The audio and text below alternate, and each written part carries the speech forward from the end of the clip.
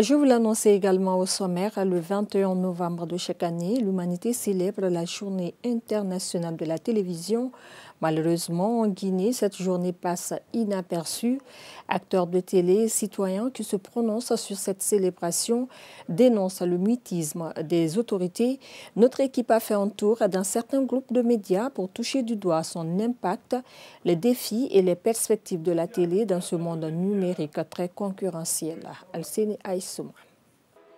La journée mondiale de la télévision, proclamée en 1996 par l'Assemblée générale des Nations unies, a pour but d'encourager les échanges mondiaux de programmes télé se focalisant sur la paix, la sécurité et l'amélioration de l'échange culturel. Aujourd'hui, en dépit de son influence et son rôle dans le processus de l'information, cette célébration reste dans les oubliettes en Guinée et passe parfois inaperçue.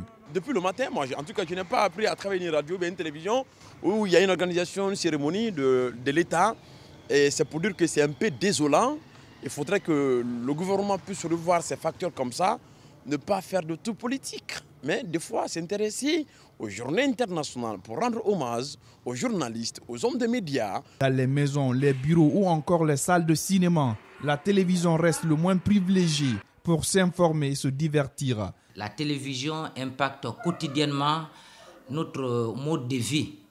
Donc il était nécessaire pour les autorités et même les acteurs de célébrer cette journée, une journée qui contribue donc à sensibiliser.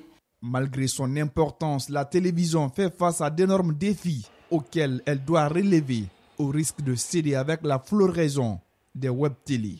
Le premier défi qui nous guette, c'est le défi de la désinformation. Ça, c'est un défi énorme aujourd'hui. La question des fausses informations est une question majeure de ce type-là. Le deuxième défi, c'est de faire en sorte que tous ceux qui viennent à la profession se donnent un minimum de temps pour s'assurer un minimum de formation, qu'on fasse l'effort de nous former et que le métier ne soit pas laissé à la portée du premier venu.